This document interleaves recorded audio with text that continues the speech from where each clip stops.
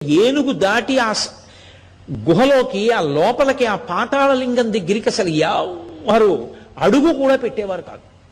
అంత భయం. ఎందుకనంటే పూర్తిగా ముళ్ళ పొదలతోటి భయంకరమైనటువంటి క్రిమికీటకాదులతోటి ఉండేది.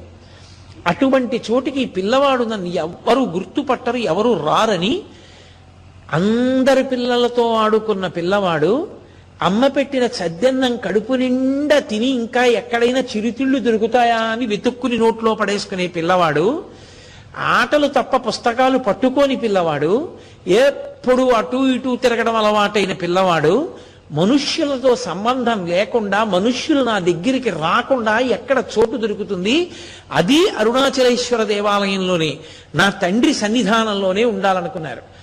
పాతాళలింగం పట్టపగలు మిట్ట మధ్యాహ్నం 12 గంటలకి వెళ్ళి చూస్తే కటిక చీకటి.